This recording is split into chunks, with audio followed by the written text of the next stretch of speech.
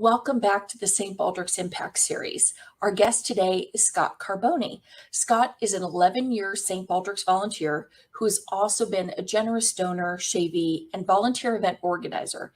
He's an innovator who turned our traditional head shaving model into a North Carolina partnership with the famous Growler Invitational Beach Volleyball Tournament. And for the first time this year, pickleballers too. That event is coming up on August 22nd. And given Scot's one of St. Baldrick's most ardent champions for kids with cancer, I wanted you to meet him. Welcome, Scot. Thanks, Kathleen. I appreciate you having me. Well, we're thrilled you're here. Let's jump right in. So, Scot, you've been a leader, as I said, for 11 years within the St. Baldrick's movement. You started in a more kind of St. Baldrick's traditional way, and you've innovated over time. What inspired you to get involved, and why has your commitment deepened and grown since then? Well, to be honest with you, when I first got involved in the Growler volleyball tournament, I guess I've been blessed and I wasn't really exposed to children's cancer. So I just joined to play volleyball. And as I think about it, I don't even know if I raised any money the first year. I just played volleyball. And then I remember the second year I raised a couple $100 and I was pretty proud of myself. And then I think for me, like I said, I'm blessed. My children are healthy and I haven't been exposed to children's cancer. And honestly, I was pretty naive about children's cancer. And it's embarrassing to say, but I remember it vividly. I was flying to Dallas and I had to create my St. Baldrick's page for the event. And I thought, like, I wonder if there's any kids with cancer in North Carolina. I mean, how silly is that? And then I wonder if there's any in Raleigh. So I went to the St. Baldrick's kids page and there were so many of them and I was just stunned by it. And I was reading through them and there's one in particular, his name was Bryce W. And he's the one that really hooked me because as I read about him, it talked about, I think at the time he was 9 and his brother was 12 and they loved soccer and they were competitive against each other and they liked watching hockey and they were really good in school. And it brought tears to my eyes because my kids were that age. So you could have literally replaced their names with my son's names. And at that point, it got personal for me. I reached out to St. Baldrick's and I said, this is a crazy request. Can you reach out to Bryce W.'s family and tell them that I'm going to shave my head in their honor and my goatee in their honor. And I'd love for them to be a guest at the event. We ended up getting connected. They've become friends and regulars at our event. You'll see them probably this year.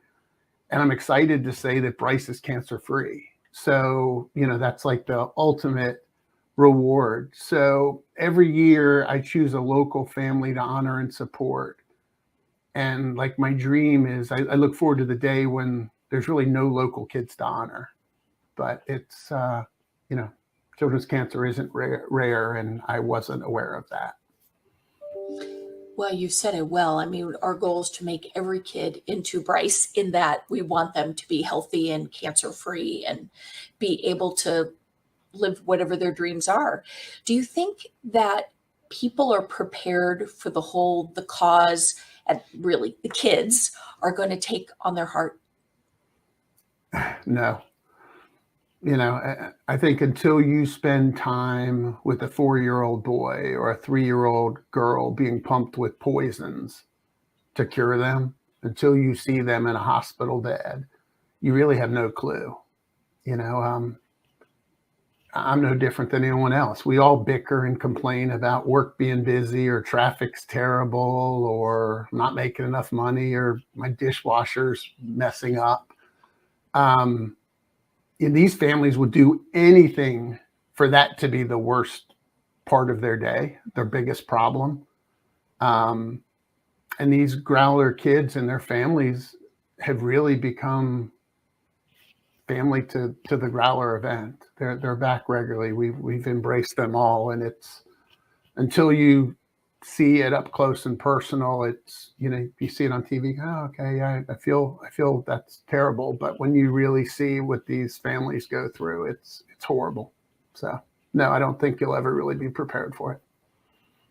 Scott, you talked about your own children being healthy and that you've been so blessed, um, and that many blessings have come through your involvement. Will you share a few of those? Yeah, it really does put in perspective how blessed I really am. You know, I've got two amazing, healthy sons. I've got an amazing wife. But I think the biggest gift that kids fighting cancer has given me, it honestly, it's given me a true purpose in life, and that is to advocate for these kids. It's beautiful.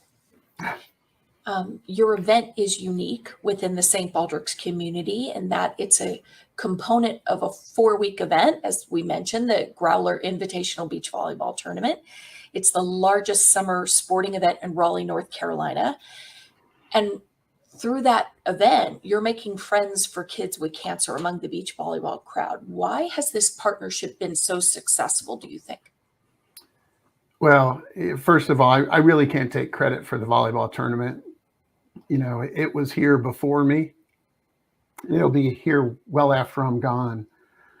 You know, Mark Williams and Bill Sperry and Christine and that entire leadership team that puts the event on, they've done an incredible job for 16 years. I think this is my 12th, 13th. I don't know. It's in that vicinity. And it's funny because people say, really, what is this Growler volleyball? You know, to think this whole thing began because of a couple of teams at different local swimming pools said, you know, our volleyball team is better than your volleyball team. And they ended up betting a growler of beer over this. What it's grown to, like none of us could ever have imagined it. And when I look back over the years, what I'm really most proud of, and it goes back to the Bryce years, and that was probably 7 or 8 years ago, it flipped from being a volleyball tournament that raised funds for St. Baldrick's to really being a St. Baldrick's fundraiser that has volleyball in it. And when we put a local face behind the cause, it got really personal for everybody, and our fundraising grew exponentially. You know, and I give credit to the families of Bryce and Harrison and Lily and Sawyer, Ashlyn and Jack, and there's so many more, for really allowing us into their lives. We kind of intrude with, I tell them there's probably 300 or 400 crazy aunts and uncles that just joined your family. But let us into their lives and share their amazing kid stories to bring awareness to the horrific disease of children's cancer. So, yeah, it really it's a team event, and, you know, and again, I can't take credit for it. That leadership team has done an amazing job for many years. Well, I think you've hit on something. You just used the word team, and I feel like there's great teams at the hospitals that rally around the kids. There's the family team, there's their team at school, and then there's the community. And that's really what you're doing, is making the community part of the kids' team. And every kid needs to know they're not alone in this. Absolutely. So, Yes, you said it well. what advice would you offer organizers of social or sporting events that lack a charitable partner? Well, you know, I'm biased. I'd say check out St. Baldrick's, but really my big advice would be find something that you're passionate about. And what I'm going to say is going to sound goofy, but dream small. I think the first year we might have raised $4,000. We were so proud. We're like, oh my God, this is amazing. And then I remember we hit $50,000, and we're like, wow, this is unbelievable. And then we crested $100,000, and we were like, that's got to be it. Like, there's only so far we can go and so much space. And then last year, I mean, we hit almost $180,000, and I think we're in the top 10 or 15 events in the country. And it started over a growler of beer. Like, don't try and be $180,000. Try and improve. And this year we're ecstatic. We're going to over $1 million raised at the event. And I think if we would have set out to do that, hey, we're going to raise $1 million, it would have never happened. Mhm. So for us, I say find a cause you're passionate about and dream small, because really every dollar counts. What you've done in that is shown people how to grow and how to get there and how to work towards a goal. And you've proven to each other that you can all do it by being that team. So, despite all that success that you've just so clearly outlined, the past few years haven't been real easy. And we have all been through the pandemic, but you've also experienced a lot of change in your life, and you recently lost a dear friend to cancer. Many people in such times of adversity would limit their focus closer to home and so forth. But I've seen your heart grow and your focus shift to others and helping them predominantly. How do you account for your unwavering focus on others? Um, yeah, I think part, if you just, if you look internally, it's easy to go, poor, poor, pitiful me. Yes, over the past couple of years, heck, I've lost my job twice. I lost my mom unexpectedly. I had a groomsman in my wedding find out his daughter, who's a senior in high school, is diagnosed with cancer. And just recently, one of my very best friends watched his wife fight cancer for 3 years before passing last month. So, in a world of comparing problems, if you will, I'd still think I would take pretty much every one of those versus one of my sons being diagnosed with cancer and going through what they're going through. Those families are absolutely ripped to shreds when the word your son or daughter has cancer. So I guess the question I would ask you or ask anyone is, how can we not focus on helping them? Like, we have to. We absolutely have to. And one of my childhood friends, I mean, growing up together, probably six, Emily, her son Jack was diagnosed with cancer at 3 or 4, and she said it best. She said, we were sitting in that hospital room, and when we were told Jack has cancer, we became members of the club that nobody wants to be in. And if anybody can say that we should not be giving back to those families at times like that, I guess we just differ on it. I mean, this is when they need us, and we do it because we can. So, It's or I an do it because I can. opportunity to share our humanity. Yeah, absolutely. I mean, watch the news, everything's bad. But, Mhm. when people say, why are you helping? Like, why did you get involved? It's because we can. So, and we'd hope somebody would do it for us. Absolutely. So you've talked a lot about your blessings, and it's clear that helping kids with cancer is a passion and it strengthens you. To those who seek a deeper purpose for their life, or are craving something, or may not yet know that they're in search of something, what advice would you offer? Um, Find something that matters to you. Don't try and force it. I guess the irony was I wasn't looking for anything that mattered. It kind of found me. And again, I'll give credit to Bryce W.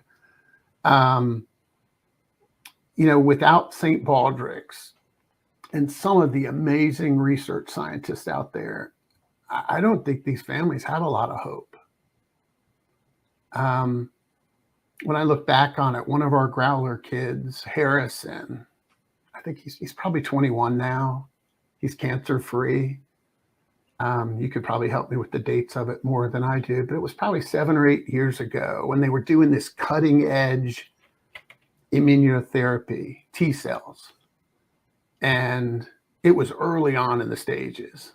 And they had pretty much told his family, we're out of options. Like, we don't know what else to do. And they did this T cell at a clinical trial in, I believe, in Seattle.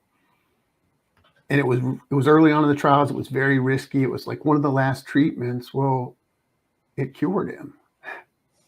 And now, due to people that have opened up their hearts and their wallets to foundations like St. Baldrick's and other amazing organizations out there, there's no telling how many Harrisons were saved over the years because people got involved because they chose to, not because they had to.